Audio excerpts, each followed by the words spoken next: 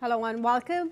I'm Kriti Mehta and you're watching News X World Report. Now let's take a quick check at the headlines this hour.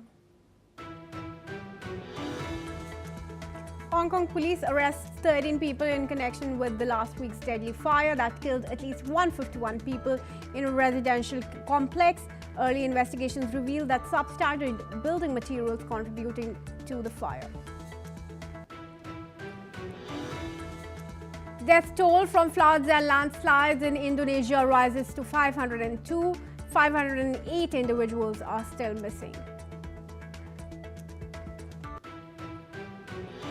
Tulip Siddique, the British Labour MP for Hampstead and Highgate, has been sentenced to 2 years in prison by a Bangladesh court over corruption charges related to her aunt, the country's ousted former Prime Minister Sheikh Hasina. Amid the ongoing peace talks on ending the Russia-Ukraine war, US President Donald Trump expresses hope, says good chance of reaching a Russia-Ukraine peace deal soon. As Ukrainian delegations wrapped up Ukraine peace talks in the United States, US Secretary of State Marco Rubio has said that talks were productive, but more work is to be done on the truce proposal. At least 3 people have been killed and 8 others have been wounded in a Russian missile strike on the east-central Ukrainian city of Dnipro. The governor has said that emergency crews are working to put out fires and search the rubble for anyone who may still be trapped. Donald Trump confirms reports of telephonic conversation with Venezuelan leader Maduro. However, Trump did not reveal further details. This call comes amid escalating tension between both the countries.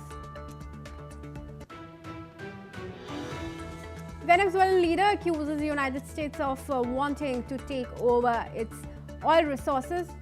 Venezuela has also asked OPEC Plus to show solidarity in the face of what it calls an escalation that could endanger Venezuela oil production. And viewers, let's shift to the top focus story here on NewsX World this hour. Hong Kong authorities are still investigating the city's deadliest fire in decades, which has now claimed at least 151 lives. Police are continuing their search of the 7 towers at Wang Fuk Court, finding bodies in stairwells on rooftops as many residents were trapped while trying to escape. Over 40 people are still unaccounted for. Investigations reveal that contractors used substandard materials, including a green mesh on scaffolding, which did not meet fire safety standards. These materials were hidden in hard-to-reach areas to avoid inspection. Authorities are facing challenges in identifying all victims due to the severe damage, with some bodies being reduced to ash. Let's take a look at what Hong Kong police has said. 直至到今日下晝4點鐘，已經證實死亡嘅人數咧係一共為151名。咁而我哋都唔排除咧呢個數字咧可能會上。Let's now welcome Madhav Nalapit, who's the director of editorial at the Sunday Guardian, joins us live from New Delhi. Thank you, sir, for joining us here at NewsX World and speaking to us. Now, this is a major tragedy that has unfolded. The death toll in Hong Kong fire incident has now risen to 151. There are multiple issues to be discussed, starting from corruption to the crackdown on dissenters by China, the invoking of the sedition law. How do you see these developments in the wake of the upcoming local election? Look, I'd like to say that there is a lot of corruption in China, let's be honest, and there are anti-corruption drives there, but those drives are mostly to root out political opponents of the group in power in the Communist Party of China, those who are in a slightly different setup than the members of the group that are loyal to the current leadership led by Xi Jinping. Well, many of them have fallen victim to the corruption cases against them. And the reality is corruption is so pervasive. Almost everybody there is making money because official salaries are a joke. They're so small. You can't afford anything. You can't afford schooling. You can't afford even food. I mean, some reasonably good food on the salary that you get. Even senior civil servants get relatively low salaries. So corruption is widespread. There's no question about it. But the Hong Kong fire is a great tragedy. Our condolences go out to all the people who have died there and all the people who are missing and believed to be dead, as well as our best wishes go to those who are grievously injured. But I'd like to say that unfortunately, corruption is a part of life in China, and this kind of fire cannot be kept hidden. I mean, there are many problems like this that are kept hidden by official media. This is too big to be hidden, and frankly, it just shows what corruption can do because you have inflammable material that is bamboo, and you're talking about this wire mesh.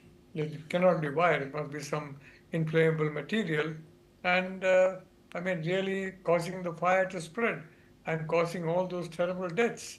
So I think this is something that's too big to hide, and I think it has definitely led to a crisis of confidence in the ability of the Hong Kong government to police corruption, especially those who are corrupt have got the blessings of those who are in power in Beijing.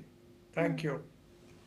Mr. Nalapert, if I'm allowed to take another question from you here, do you think the tragedy is also a test for Beijing's grip on Hong Kong? Look, there's no question that the response to tragedy has been good. There's no doubt about that. But the tragedy should not have taken place. As they say in medical science, prevention is much better than cure. And this could be prevented if non-flammable material had been used in the scaffolding and if highly flammable material had been avoided. So quite frankly, it was a very preventable fire, and it shows that even in Hong Kong, which once had a very relatively clean government, I mean, you know, one important thing about Hong Kong was the salaries were quite high compared to those in mainland China. But today I'm told there's some effort to level the salaries. And let's be honest, today Hong Kong is no different from Shanghai or Guangzhou or any of the cities in mainland China. It's been brought under the direct heel of the Communist Party, irrespective of the promise made during the time of the Hong Kong handover, 1997 something, if I recall, that for 50 years there will not be any repeat. There will be a kind of an autonomous government in Hong Kong for the next 50 years. Well before that, autonomy has been smashed. The rule of Beijing has been completely established everywhere. And I'm afraid that rule has brought not only a reduction of salaries relative to what they were pre this particular crackdown by the communist authorities, but a lot more corruption. And I think this fire is a fire that demonstrates the fire of corruption that is basically burning all over China and frankly doing immense damage. And I repeat again, they would have tried to hide this, the folks in Beijing, but this is just too big to hide. Thank you.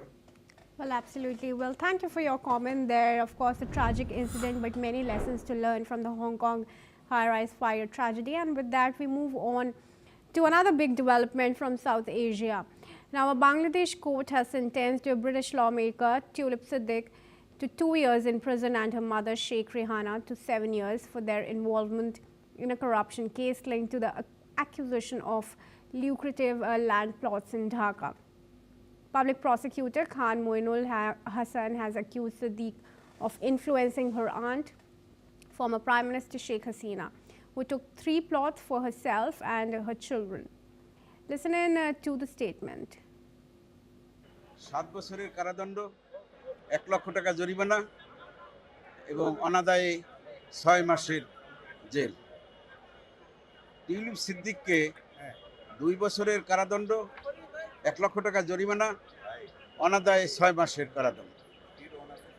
Sheikh Hasina সহ আরো 14 জন আসামিকে 5 বছর কারাদণ্ড 1 লক্ষ টাকা করে জরিমানা এবং অনাদায়ে 6 মাসের দণ্ড। টিউলিপ সিদ্দিক ব্রিটিশ পার্লামেন্টের একজন মেম্বার হিসাবে অধিকতর ক্ষমতার অধিকারী হয়ে তাহার খালা শেখ হাসিনাকে প্রভাবিত করেছেন, যেহেতু শেখ হাসিনা ইতিপূর্বে তার নিজের নামে এবং তার দুই সন্তানের নামে 3টি প্লট নিয়েছিলেন। সেই জন্য টিউলিপ সিদ্দিকী তার খালাকে এই কথা বলেই প্রভাবিত করেছিলেন যে যেহেতু আপনি 3টি প্লট নিয়েছেন, আমার মা এবং ভাই বোনদেরকেও 3টি প্লট দিতে হবে। Siddique had previously resigned from her role as a UK Treasury Minister in January due to controversy over her family ties. The case is separate from her financial links to Hasina's supporters, which led to her resignation earlier. Now, Sheikh Hasina was also sentenced to 5 years in prison for her involvement in the land project, and her mother, Sheikh Rehana, received 7 years. Hasina is also facing a death sentence for crimes against humanity related to the last year's crackdown on protesters. And I would now want to welcome back Madhav Nalapit, editorial director at the Sunday Guardian, into the discussion here, sir. Now, there are many nuances in the case. First, to begin with, the Tulip claims she's not even a Bangladeshi citizen, but is being tried as one. How is that going to play a role in her conviction? Look, the fact of the matter is there is no real existing legal system in Bangladesh. Anything is an illegal legal system, so to speak. And, basically that is what is happening in Bangladesh. This is what is called a kangaroo court. And the kangaroo court will basically decide what the extremists who are in power now. Unfortunately, Sheikh Hasina was corrupt. She was incompetent. I quite agree. For the last 3, 4 years, 5 years, her rule was insufferable. But what has happened is Bangladesh has been taken over by a far worse crew, the same people who are descendants, the children and grandchildren of those who fought against the liberation of Bangladesh, led by Sheikh Mujibur Rahman and Sheikh Hasina's father. Now, the fact of the matter is that Sunday Guardian is proud to carry a very detailed report about what is happening in Bangladesh, and I would encourage everybody to go on to Sunday Guardian Live and read that report. The fact of the matter is extremism has taken a violent grip there. Minorities, the Christians, the Hindus, the Buddhists, they are subjected to terrible persecution. Moderate Muslims are subject to persecution, and former leaders of the Awami League are subject to persecution, unfortunately in many cases to their execution by legal or illegal means. And I said there's nothing legal now going on there. So basically illegal means basically sentencing people who are opposed to you politically. It's exactly what we see happening in China, for example. And I'd like to say it's a shame that Bangladesh, which was once frankly a very fast growing developing country, has now slipped badly and is now no longer growing. It's in fact suffering from a recession, and lakhs of people are being thrown out of work. And this is creating problems among the youth, especially the very youth who basically mobilized against Sheikh Hasina have now begun to mobilize against the junta in power and the extremist coterie around that junta. So very frankly, I think this is a very sad situation. Bangladeshi people deserve better, and I hope that they will get better than the government that they have now. Thank you. So a very crucial point here is also that the trial was held in absentia without her in presence, and that was also the case with Sheikh Hasina. Now my question is, Sheikh Hasina has been ousted. Khaleda Zia is in a critical condition. What's next for Bangladesh? Yeah. Look, as I said, there's no question of being held. If Sheikh Hasina returns to Bangladesh, she will be jailed as soon as her flight lands in Bangladesh. There'll be people waiting at the door of the aircraft to take her in custody. And from then on, they'll put death charges against her. I want to ask a simple question. When you got rioting mobs, when you got violent mobs that are killing people, mobs that are setting houses on fire, people on fire, if I may say so, and then what are you going to do about that? Are you going to hand out lollipops to them, or are you going to try and control them? And you control them, and then as a consequence, there is some loss of life, unfortunate, of course. But the fact is, violence, unfortunately, is often met with violence. And in any part of the world, you will see countries where people have shot at violent groups. Uh, Police, security personnel have shot at violent groups. You're seeing that happen in the United States, for example. I mean, it's now becoming almost an everyday situation that you have a major shooting, and very often the shooter is killed by security forces. Are you going to basically therefore put the head of the police in that particular city on trial for murder? Of course not. He's trying to protect the lives of citizens.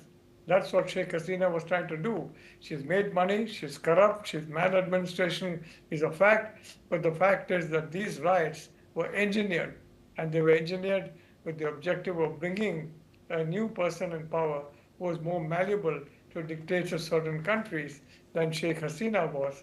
And as a consequence, Bangladesh, you can see, is now descending down the same well of, if I may say so, meltdown that Pakistan has entered some time back.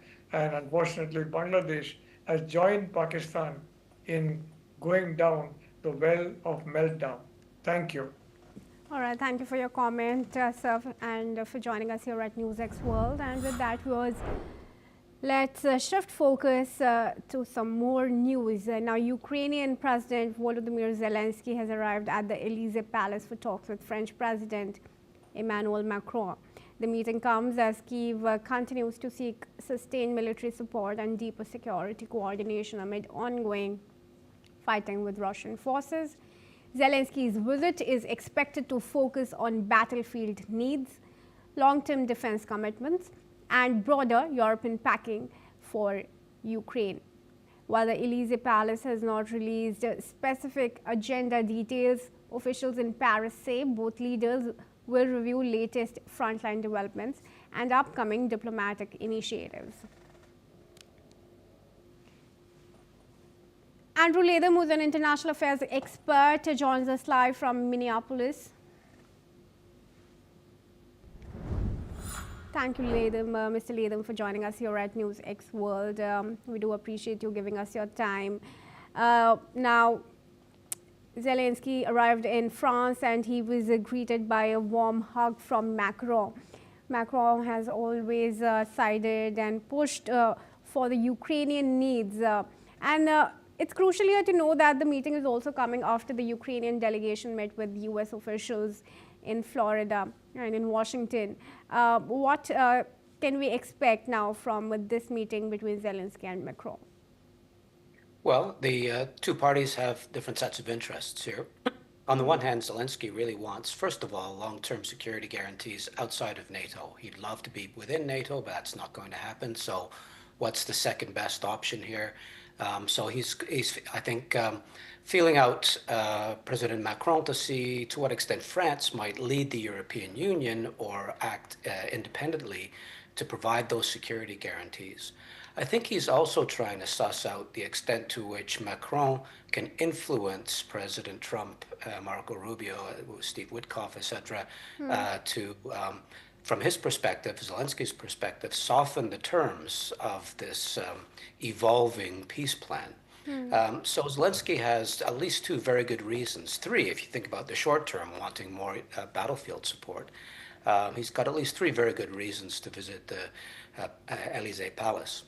Macron, on the other hand, is forever trying to position France as a leader within the European Union, and the European Union as having strategic autonomy. This is one of his buzzwords. It sounds better en français, to be sure, but strategic autonomy.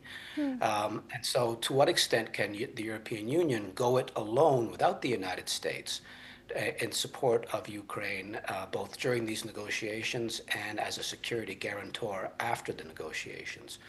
So that's what I think the stakes are for both parties.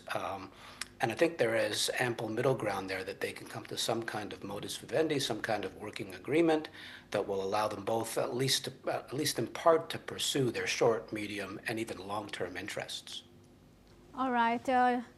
Thank you for your comment there, but do stay on. There's some news now coming in from Israel, where according to reports, Israeli President Isaac Herzog will travel to New York City next week. Now, the visit will focus primarily on meetings with leaders of the local Jewish community. Reports don't suggest whether Herzog will meet U.S. President Donald Trump. The trip comes soon after Prime Minister Benjamin Netanyahu formally requested a presidential pardon, a move Trump is reportedly pressing Herzog to grant. Now, Herzog's visit also follows the election of Zohran Mamdani as New York City's mayor. Mamdani, who is a democratic socialist, has pledged to arrest Netanyahu if he enters the city. Has not taken office yet, though. Let's welcome back Andrew Latham into the discussion here. Mr. Latham, this is a very interesting turn of events. We do know how President Trump has pushed President Herzog to pardon Netanyahu. But Mamdani, who is the mayor of New York City, has made statements quite to the contrary. How do you see this development? Well, it's a very complicated and therefore very interesting topic. First of all, soon-to-be mayor Mamdani has no authority to arrest anybody on an international criminal court charges, and so he's signaling to his base in a very unsavory way that he is opposed to both Netanyahu, but also beyond that to the state of Israel, to the whole pro-Zionist thing. But the Herzog piece is also quite interesting. It's not unusual for an Israeli prime minister to visit New York City, which has the largest Jewish population of any city in the United States. But the timing is interesting. Why now? Why right immediately following Netanyahu's application for pardon? And that's interesting because is he Herzog trying to distance himself from the entire political scandal by going overseas?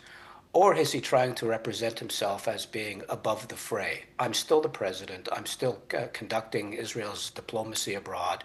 I'm not going to be sullied and tarnished by this pathetic scandal involving Netanyahu. So it's one of those two things, I think. But it's also simply somebody has to be doing the diplomatic work. And right now, Prime Minister Netanyahu is not available. All right. Thank you, Mr. Latham, for giving your comment on that. And with that, viewers, let's move on now. Israeli Prime Minister Netanyahu has also arrived at the court in Tel Aviv, where he will be on trial over the corruption charges against him. There have been protests since Netanyahu has submitted a pardon request to the president. Netanyahu has said that the long-running cases were tearing the country apart. Meanwhile, some protesters have reacted. Let's show you. Yesterday, Benjamin Netanyahu, the so-called Prime Minister of Israel, requested to be exonerated from all his files. And we're here to say there's no such thing as being exonerated from files, from being a criminal. And he is a criminal, and he should be standing on trial just like every other citizen in Israel. We've been coming here almost once a week throughout Benjamin Netanyahu's trial to make sure that the trial continues, to express our dismay, and especially today after Bibi Netanyahu, without pleading guilty, without taking responsibility, asked Herzog for a pardon, which we find unacceptable. There's still a law in Israel, and that's fine. Let him confess his crimes, let him claim his guilt and responsibility, and then ask for a pardon. Moving on, viewers, now Pope Leo I, U.S. pontiff, arrived at the monastery of Saint Maro in Anaya in Lebanon, where he visited the tomb of Saint Charbel. Cheering crowds had gathered to welcome the Pope, hoping his visit would promote peace in the country. On his second overseas trip following Turkey, Leo urged Lebanese leaders to continue efforts toward peace in the aftermath of last year's conflict between Israel and Iran-backed Hezbollah and the continuing Israeli strikes. The 70-year-old Pope described his visit as a mission of peace and will remain in Lebanon until December 2. Listen in to what a few localites had to say. نتأمل زيارة البابا على لبنان وعلى بيروت وتعم السلام ببيروت وبلبنان وبالعالم كله. زيارة البابا زيارة أمل وزيارة تجديد للبنان الله بيريد. يعني لبنان من وراء زيارة البابا رح ياخد مسار جديد، مسار سلام اللي هو جايب لنا اياه معه. And with that, it's time. It's a wrap on NewsX World World Report. Keep watching for more international news updates from across the world.